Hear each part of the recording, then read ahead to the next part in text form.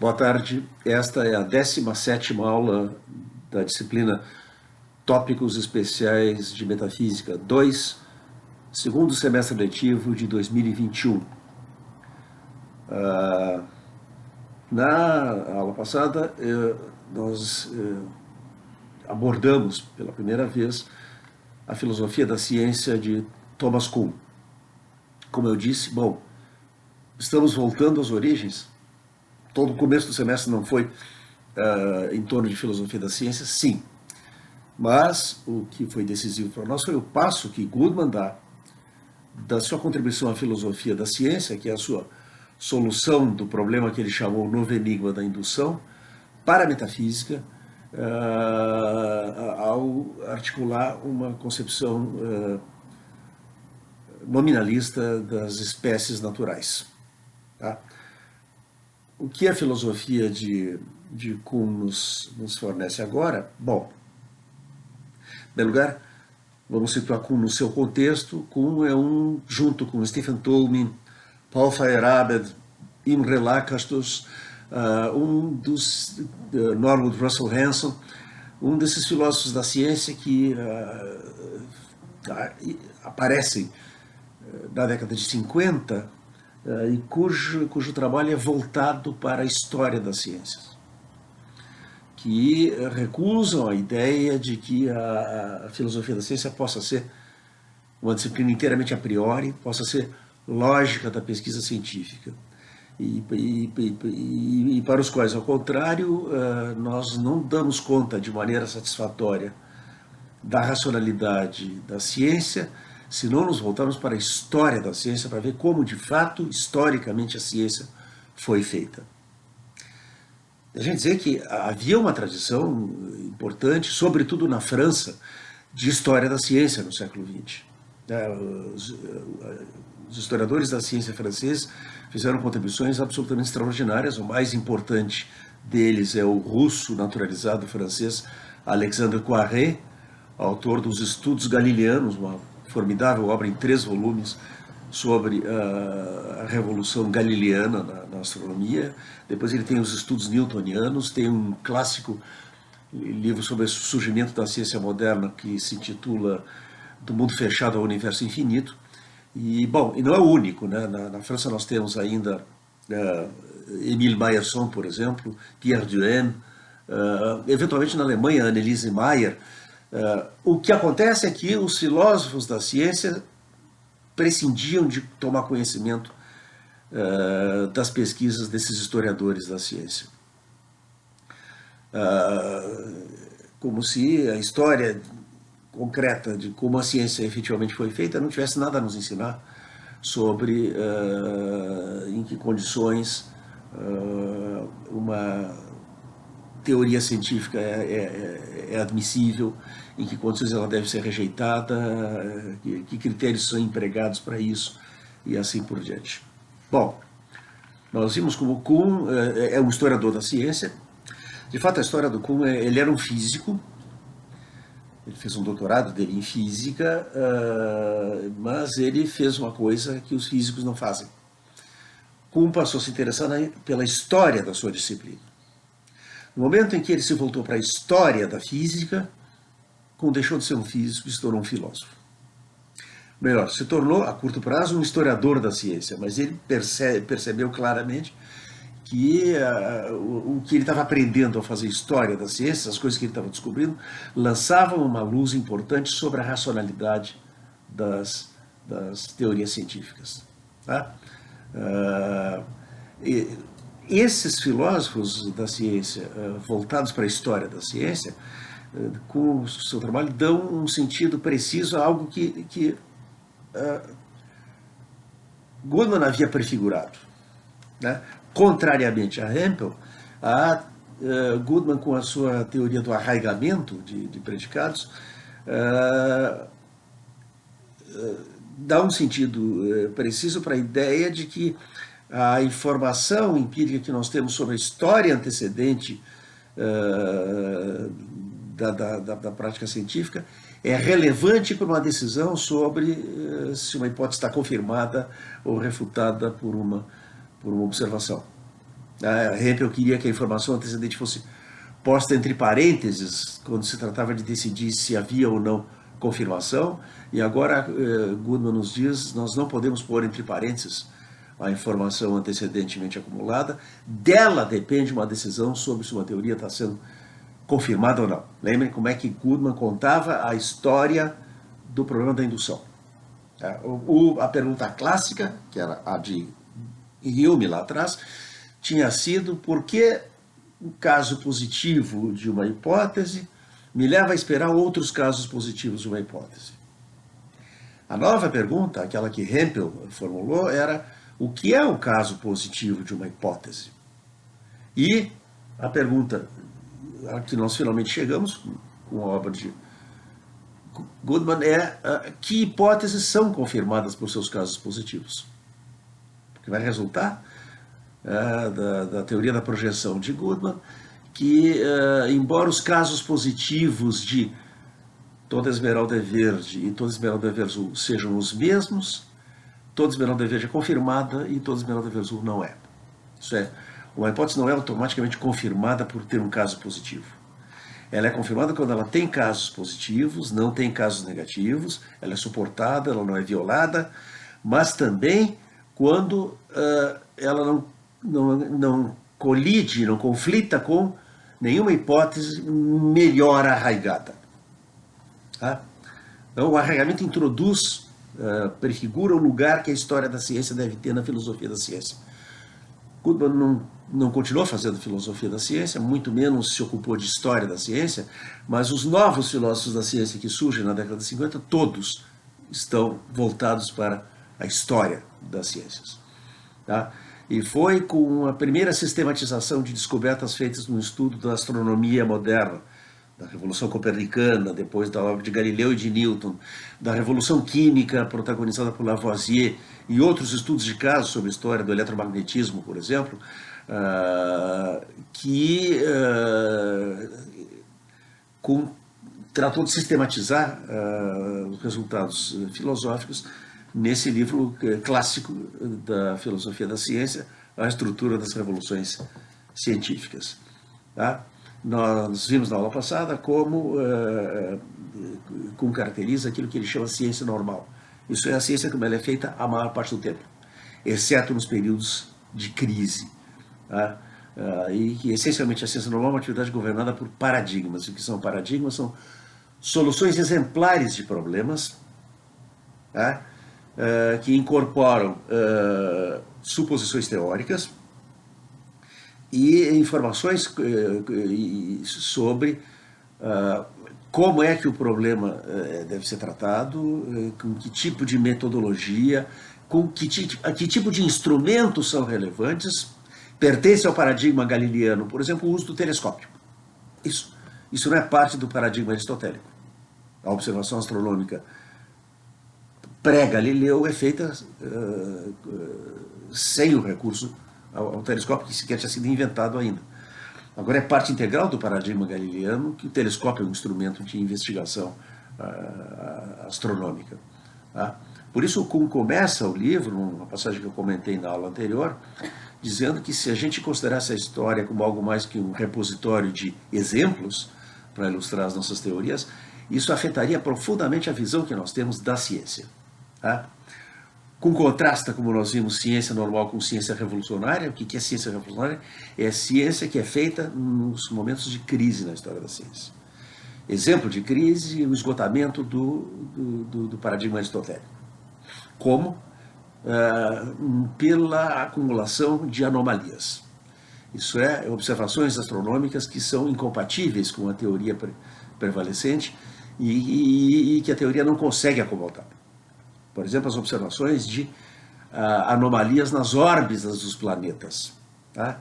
Que se tentava acomodar na astronomia aristotélico-ptolemaica mediante a introdução de hipóteses ad hoc, complicando progressivamente a astronomia, que tinha chegado a um ponto, ela era tão complicada que era impossível de manejar, ninguém mais conseguia fazer todos os cálculos que era preciso fazer. E é nesse momento que Copérnico tem essa ideia radical: espera aí, para tudo, quem sabe, escuta, Se ao invés de supor que a Terra é o centro imóvel do universo, em torno do qual orbitam os 7 planetas, isto é, o Sol, a Lua, Mercúrio, Marte, Vênus, Júpiter e Saturno, os 7 planetas, e o firmamento das estrelas fixas, se nós supusermos em troca que a Terra orbita em redor do Sol. Bom, resulta que eu tenho uma explicação muito mais simples para os fenômenos que a observação astronômica permitiu trazer à tona. Essa hipótese, Copérnico expõe no seu livro sobre as revoluções das órbitas celestes, e é a hipótese que é testada por Galileu com o emprego do telescópio. Tá? Nós estamos, na prática de qualquer disciplina, a caminho da ciência normal, quando questões metodológicas saem da pauta, porque já estão resolvidas. Como eu dizia para vocês na aula passada, nós encontramos nas ciências humanas até hoje disciplinas que fazem parte do curso, eventualmente ministradas por professores de filosofia, metodologia das ciências sociais, metodologia da economia, epistemologia da psicologia. Bom, não existe uma disciplina chamada metodologia da física no curso de física, não existe uma disciplina chamada metodologia da química no curso de química. Por quê? Porque é dado de barato que os praticantes da disciplina sabem como é que ela deve ser feita.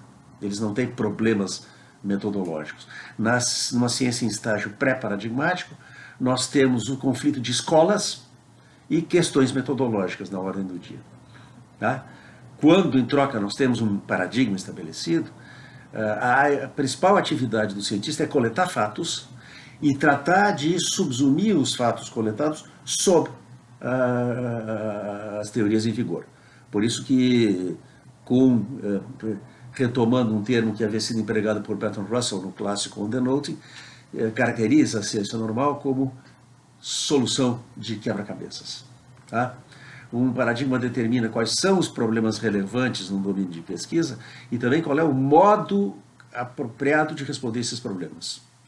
Não é um conjunto de regras explícitas, a metodologia da pesquisa está implícita na escolha do paradigma, isso é, dos paradigmas, isso é, dos exemplos, de soluções, as soluções exemplares de problemas. Num livro-texto de física ou de química, ao fim de cada capítulo teórico, há exercícios. O que são os exercícios? São problemas cuja solução é paradigmática. Fornece ao aprendiz da disciplina o modelo de como essa disciplina deve ser praticada. E nós vimos como é o surgimento de anomalias, de observações que não se deixam subsumir sob o paradigma prevalecente, que dá início a um período de crise numa ciência. E são as crises que levam os cientistas a porem em questão aquilo que estava sendo pressuposto sem discussão a maior parte do tempo. Isso é, se nós pensarmos na ciência como um iceberg, 1/10 do iceberg está para fora da água e é constituído pelos problemas que estão na ordem do dia. Os 9/10 submersos do iceberg são aquilo que Kuhn chamou dogmas. São as coisas que os cientistas aceitam sem questionar, porque aceitar essas coisas é ingressar na prática científica, tornar-se um membro da comunidade científica. Tá? Como exemplo de como as anomalias precipitam uma crise que conduz a uma revolução científica, a gente deu uma olhada na descoberta do oxigênio. Tá? Um segundo exemplo pode ser, eu queria comentar mais dois hoje, um exemplo da história dos raios-x, da descoberta do raio-x, e na história do eletromagnetismo, a história da garrafa de Leyden. Como é que Kuhn descreve a descoberta do raio-x?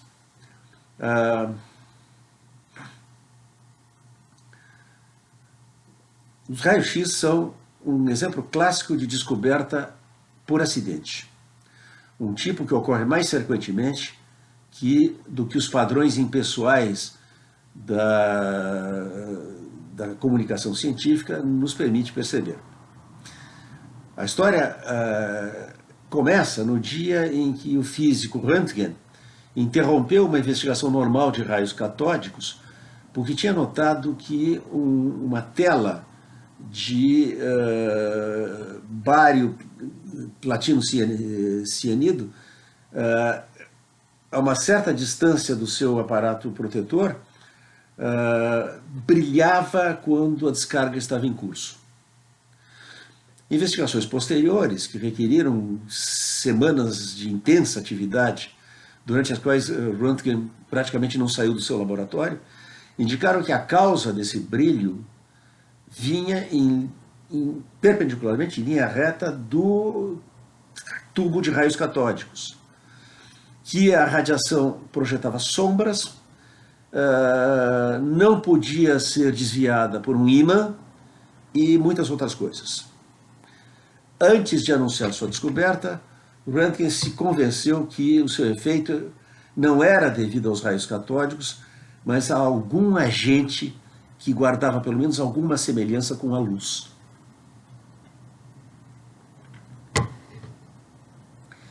Mesmo um resumo tão breve revela notáveis semelhanças com a descoberta do oxigênio. Antes de experimentar com o óxido de mercúrio, Lavoisier tinha realizado experimentos que não produziram os resultados antecipados pelo paradigma flogístico, da química pré-Lavoisier, a química do flogista. A descoberta de Röntgen começou com o reconhecimento de que a sua tela brilhava quando não devia brilhar.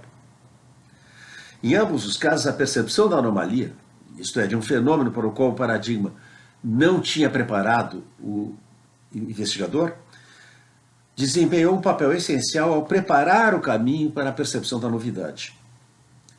Mas, de novo, em ambos os casos, a percepção de que algo tinha dado errado era apenas o prelúdio da descoberta. Nem o oxigênio, nem os raios X emergiram sem um processo de experimentação e assimilação. A que altura, nas investigações de Röntgen, por exemplo, nós deveríamos dizer que o raio-x tinha sido descoberto? Não, em todo caso, no primeiro momento, quando tudo que tinha sido notado era uma tela que emitia luminosidade. Pelo menos um outro investigador tinha notado esse brilho e, para seu desapontamento subsequente, não tinha descoberto nada. Foi Sir George Thomson. Tampouco, igualmente claro, pode-se fixar o momento da descoberta em um ponto durante a última semana de investigação. Àquela altura, Röntgen estava explorando as propriedades da nova radiação que ele já tinha descoberto. Tudo que podemos dizer é que os raios-x emergiram em Würzburg entre 8 de novembro e 28 de dezembro de 1895. Numa terceira área, todavia, a existência de paralelos significantes entre a descoberta do oxigênio e dos raios-x está longe de ser evidente. Ao contrário da descoberta do oxigênio, a dos raios-x não foi, pelo menos por uma década ainda, implicada em qualquer grande mudança na teoria científica. Em que sentido, portanto, a assimilação dessa descoberta pode ter requerido uma mudança de paradigma? O caso para negar essa mudança, as razões para negar essa mudança são muito fortes. Por certo, o paradigma aceito por Röntgen e seus contemporâneos não podia ter sido usado para prever os raios-x. A teoria eletromagnética de Maxwell não tinha sido ainda aceita universalmente, e a teoria particular dos raios catódicos era apenas uma dentre outras especulações então em curso. Mas tampouco esses paradigmas, pelo menos em qualquer sentido óbvio, proibiam a existência de raios-x, como a teoria do flogisto tinha proibido a interpretação que fez Lavoisier do gás de Priestley. Ao contrário, em 1895, a teoria científica aceita e a prática científica admitiam um certo número de formas de radiação visível, infravermelho e ultravioleta. Por que os raios-x não teriam sido aceitos como mais uma forma dessa classe bem conhecida de fenômenos naturais? Porque eles não foram, por exemplo, recebidos da mesma maneira como a descoberta de um elemento químico adicional lá na tabela periódica.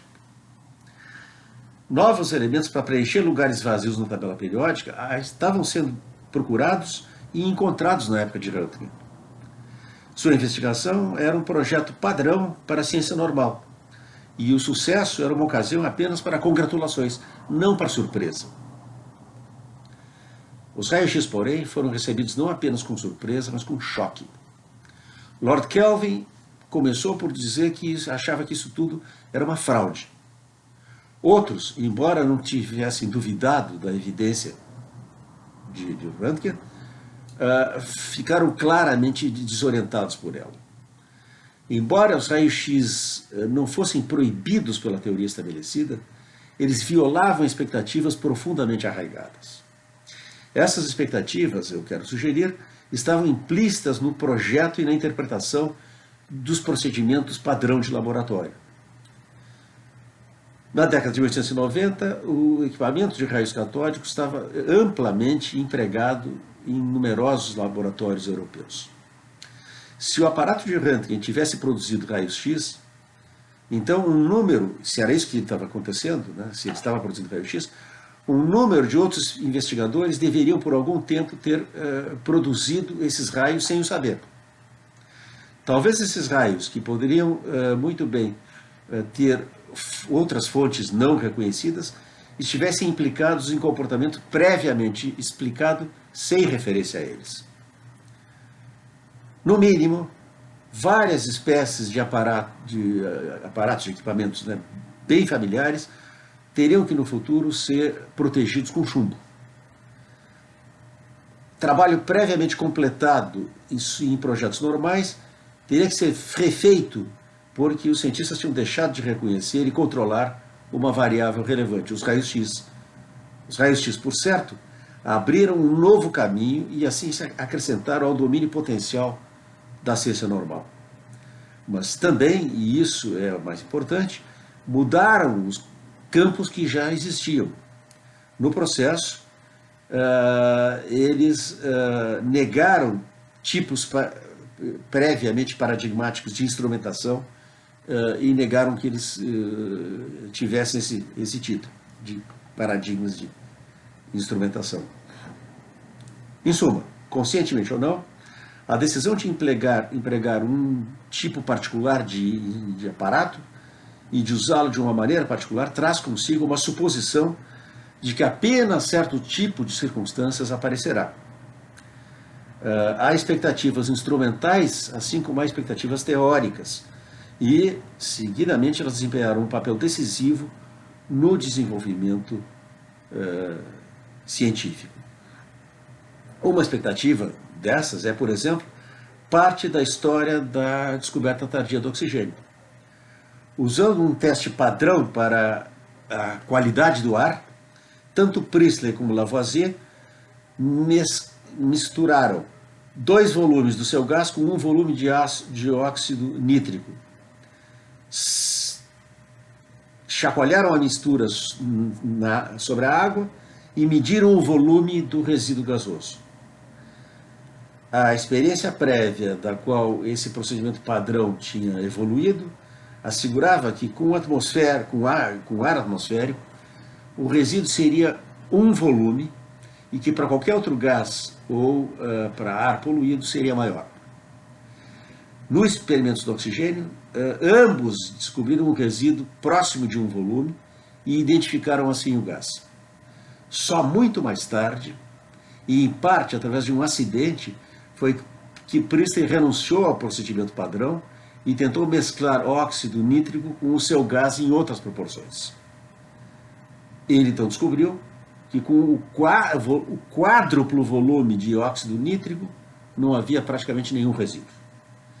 Seu comprometimento com o procedimento original de teste, um procedimento sancionado por muita experimentação prévia, tinha sido simultaneamente um comprometimento com a não existência de gases que poderiam se comportar como o oxigênio se comportava.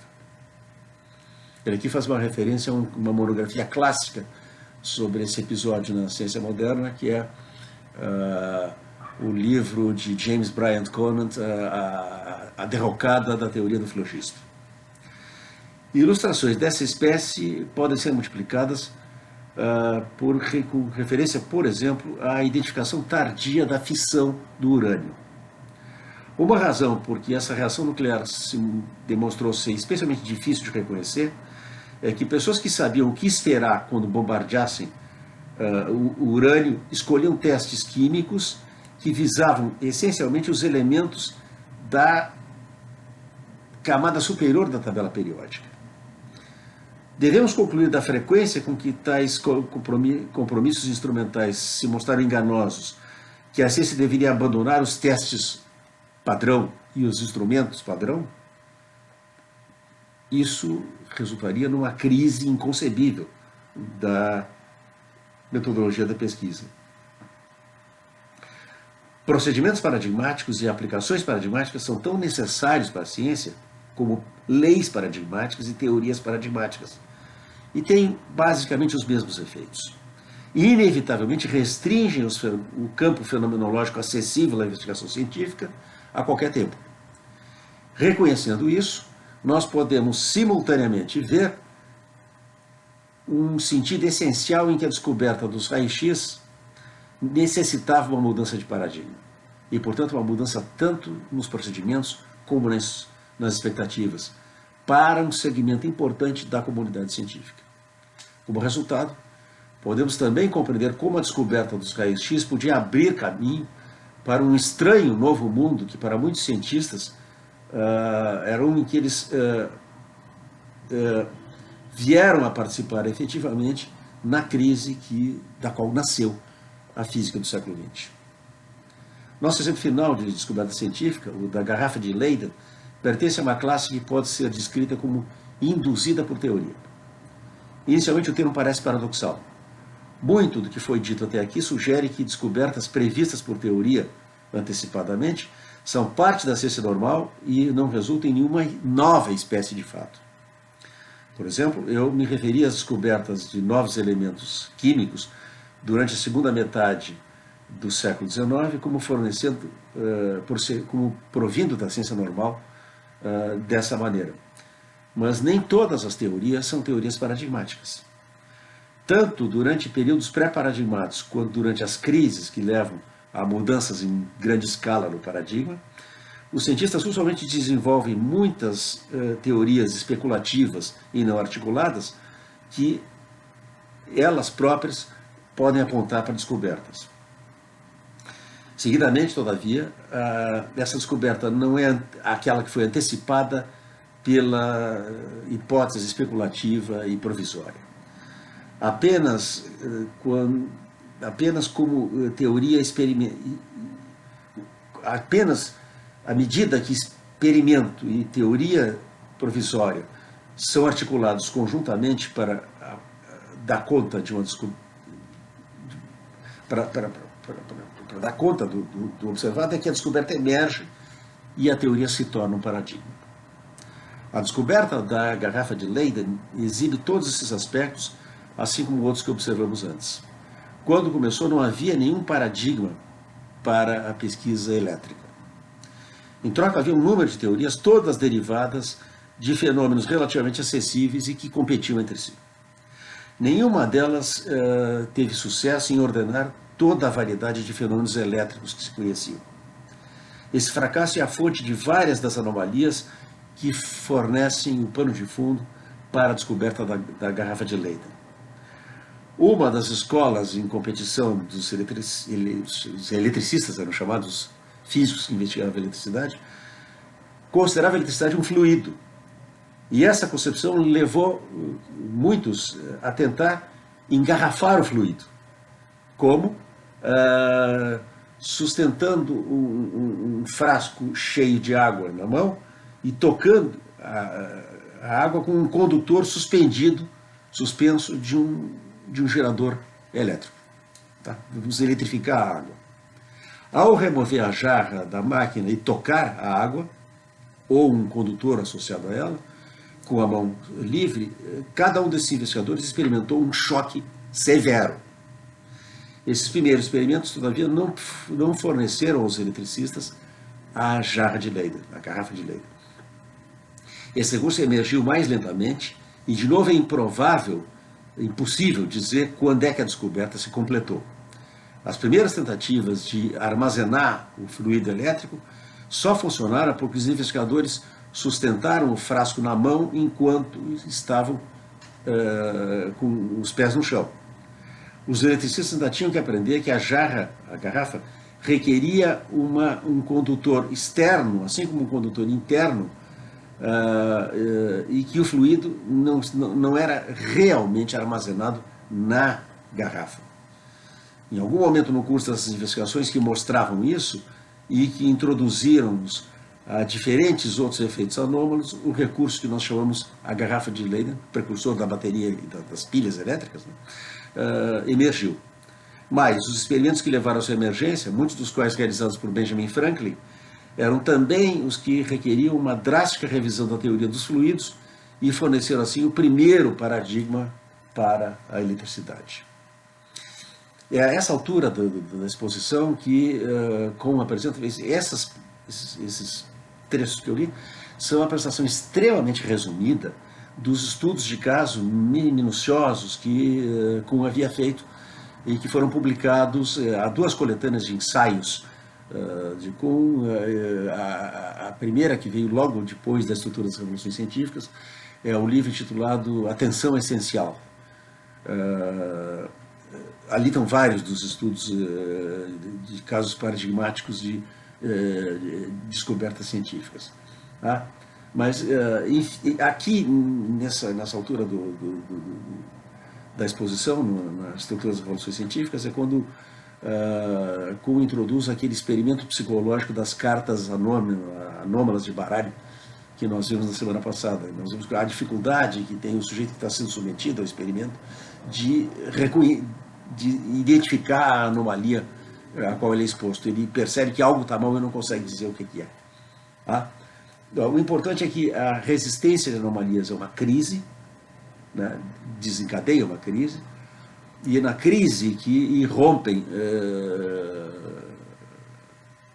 novos. É na crise que se realiza uma revolução científica. Numa revolução científica, muito do que não era posto em questão é posto radicalmente em questão. E os filósofos repensam pelos fundamentos da sua disciplina. Quando a astronomia era a investigação dos corpos que orbitavam em torno da Terra, Copérnico repensa pela raiz essa concepção e sugere uma cosmologia alternativa heliocêntrica, com o Sol no centro, e não mais geocêntrica. Einstein, diante das dificuldades que se acumulavam desde do impasse com as equações de Maxwell, também faz o gesto radical de dizer: para um pouquinho, vamos pensar tudo desde a base. Para um pouquinho. O que nós entendemos por tempo, o que nós entendemos por espaço. Tá? Esses exemplos, diz Kuhn, são quase inteiramente típicos. Em cada caso, uma teoria nova emergiu apenas depois de um fracasso pronunciado na atividade normal de solução de problemas. Mas, exceto no caso de Copérnico, em que fatores externos à ciência desempenharam um grande papel, havia fatores, concepções teológicas, por exemplo. Como é que a Terra, que é habitada pelo homem, é uma única criatura criada à imagem e semelhança de Deus, não vai ser o centro imóvel do universo? Como é que vai se sustentar que o Sol está imóvel, a Terra em movimento em torno do Sol, se a Bíblia diz textualmente que Josué mandou parar o Sol? Tá? Na brilhante peça de teatro Vida de Galileu, de Bertolt Brecht, Brecht imagina um diálogo entre Galileu e o cardeal Bellarmino, que preside a comissão de inquérito da Inquisição que se ocupa do caso Galileu. Galileu é acusado de apostasia, de heresia, ao sustentar a concepção copernicana.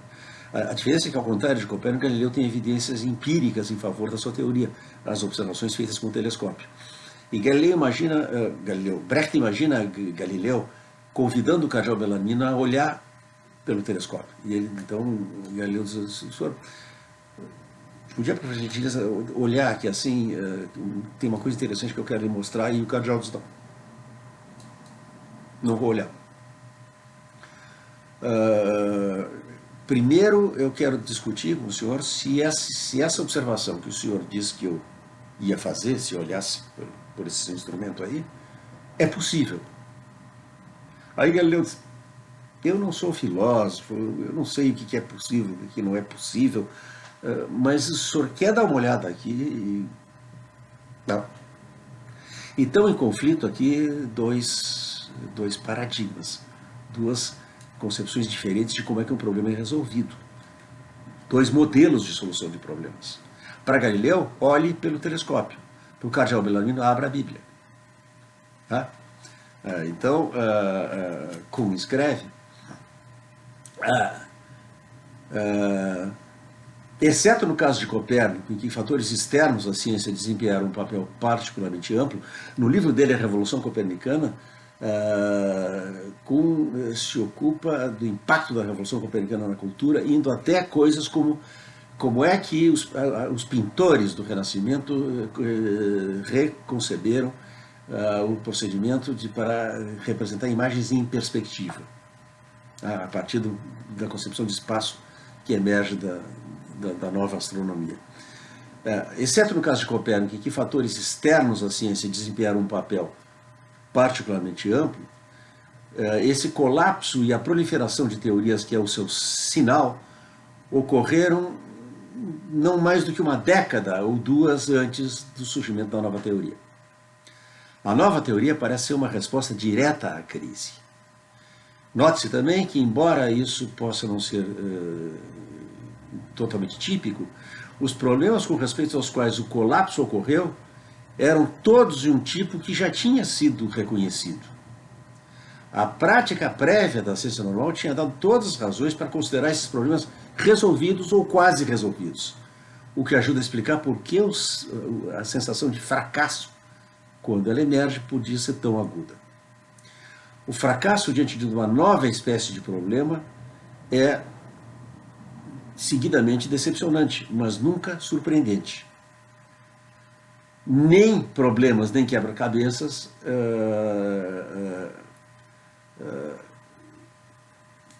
poderão sempre ceder já diante do primeiro assalto.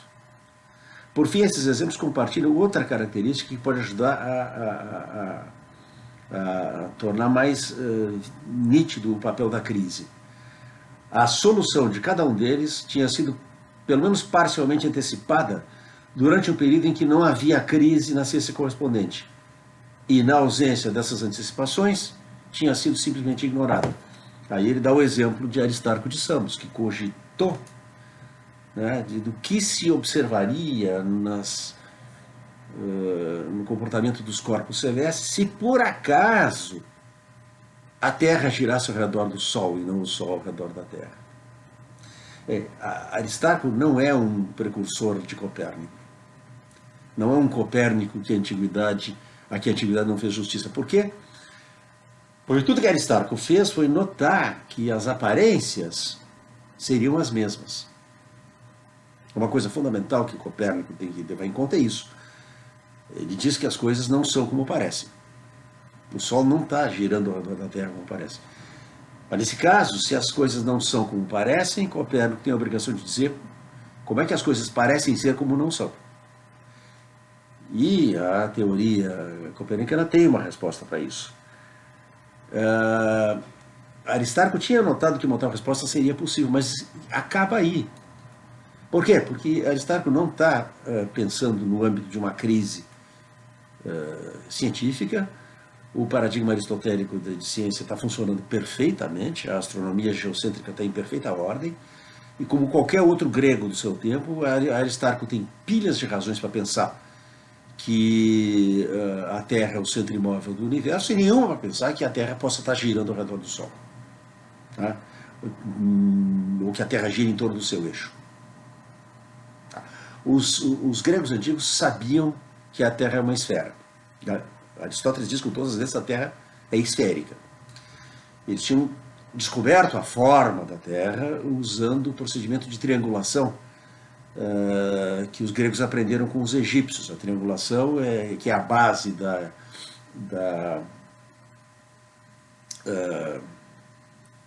como é que se diz isso? Eu estou pensando na palavra em inglês, surveying, da agrimensura. Para você calcular a curvatura de uma superfície, você precisa de 3 pontos nessa superfície, que é o que é feito quando o agrimensor calcula a inclinação de um terreno, por exemplo. Isso era importante para os egípcios para calcular as enchentes do Nilo, que tem um papel central na agricultura egípcia. Bom, os gregos tomaram essa técnica de triangulação e calcularam a curvatura da Terra. Tá? Com isso, eles obtiveram uma estimativa muito próxima da realidade do tamanho da Terra também. Ora, muito bem, eles sabiam que a Terra era uma esfera, sabiam o tamanho dessa esfera aproximadamente. A hipótese que a Terra está em movimento supõe que ela gira em torno do seu eixo, uma volta completa em 24 horas. Ora, considerando o tamanho da Terra, os gregos podiam calcular a velocidade com que ela precisava estar se movendo para dar uma volta completa em torno do seu eixo em 24 horas. Essa velocidade é elevadíssima.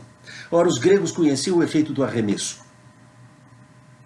Tem um papel crucial nos Jogos Olímpicos, o arremesso de peso, por exemplo, com a funda. Então, a pergunta natural é a seguinte: se a Terra está girando em torno do seu próprio eixo, com a velocidade com que ela precisa estar girando para dar a volta completa em 24 horas, como é que nós não saímos voando pela tangente? Pequeno problema simples. Vários outros desses problemas são problemas que Galileu vai ter que enfrentar. Quando Galileu escreve o diálogo sobre os 2 princípios supremos do mundo, ele tem que acertar contas com vários argumentos que estão disponíveis para os filósofos aristotélicos contra a ideia do movimento da Terra. Galileu tem que enfrentar, por exemplo, o chamado argumento da torre.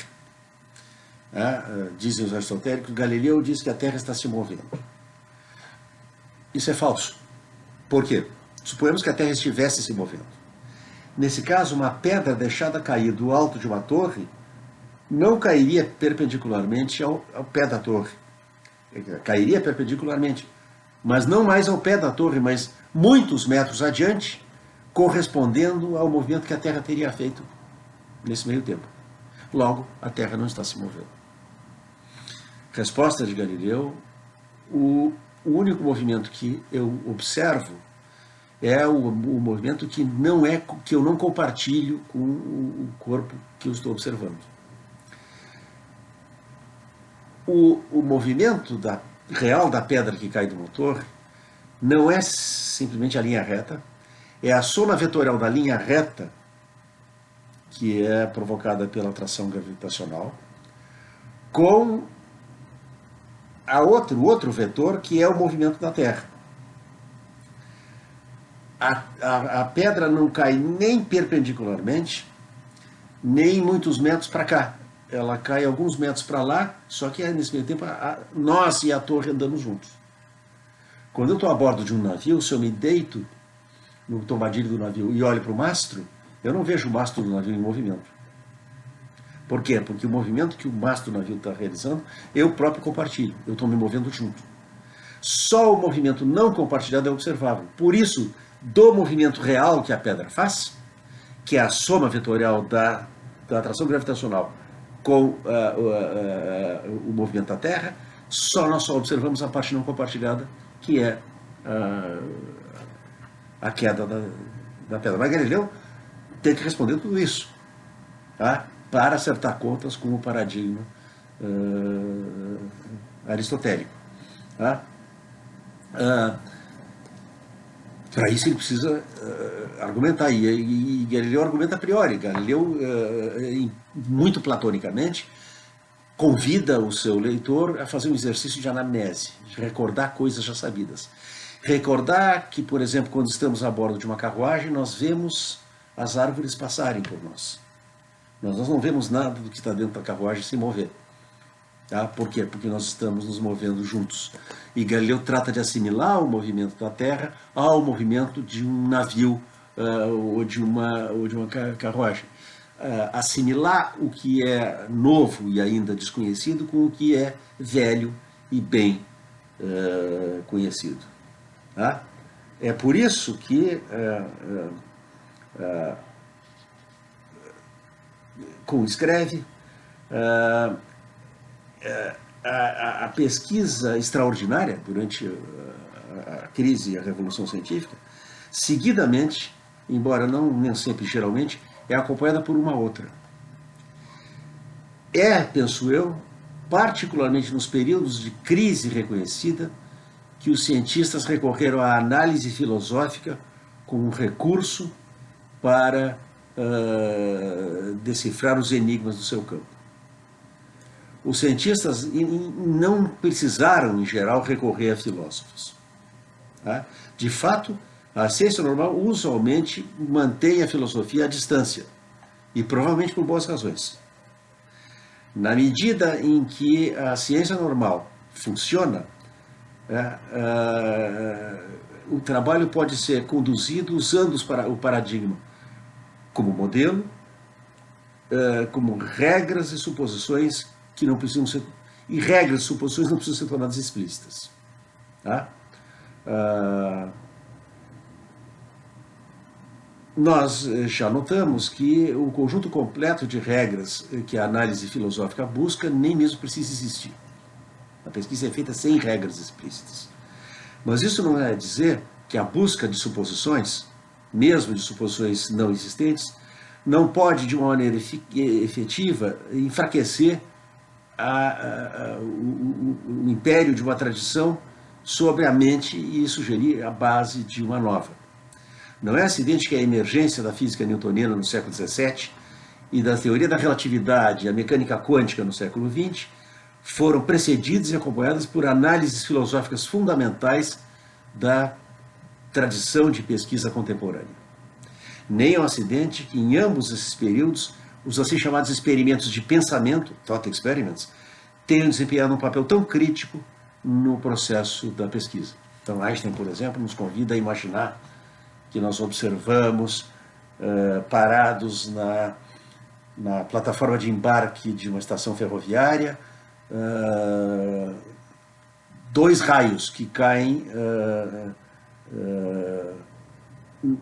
simultaneamente. Assim, nós vemos os dois caírem simultaneamente, porque caem cada um... o ponto em que nós nos encontramos é um ponto equidistante entre esses dois pontos em que caem os dois raios. Mas o passageiro que está a bordo de um trem em movimento está rapidamente se afastando de um desses pontos e se aproximando do outro. Chamemos esses pontos respectivamente A e B. Ele se afasta de A e se aproxima de B.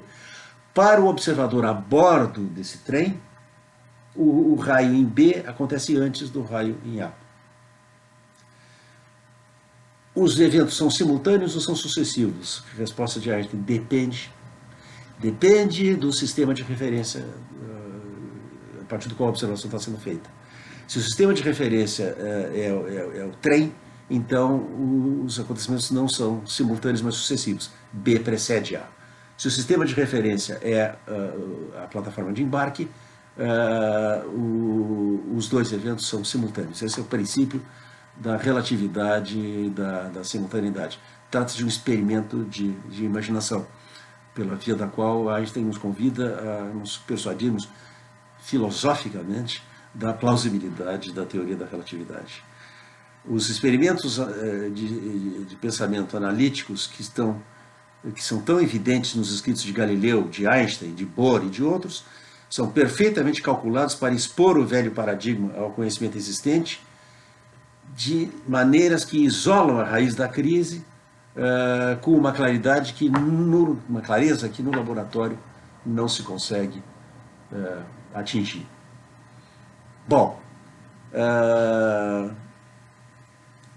tudo isso para preparar o terreno para uma das ideias mais difíceis e mais polêmicas que Kuhn introduziu nas estruturas das revoluções científicas, a saber, a ideia de que antes e depois de uma revolução científica, os cientistas trabalham e vivem em mundos diferentes.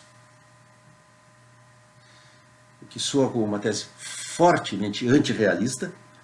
Não existe uma natureza dada das coisas, existem mundos diferentes em que os cientistas vivem e trabalham antes e depois da Revolução Científica, e isto soa, está claro, fortemente reminiscente da tese de Goodman de que espécies se constituem pelo arraigamento de predicados. Aqui, mundos se constituem pelo arraigamento de paradigmas. Nós vamos olhar, então, o problema do novo mundo, primeiro, tal como Kuhn o expõe na estrutura das revoluções científicas, e depois como ele é reconcebido por Ian Hacking no ensaio Working in a New World, The Taxonomic Solution. Eu prefiro não ingressar nesse tópico ainda na aula de hoje, porque eu prefiro ter todos os dados presentes e todas as passagens relevantes presentes para a gente abordar esse tópico. Eu vou fazer isso, portanto, na próxima aula.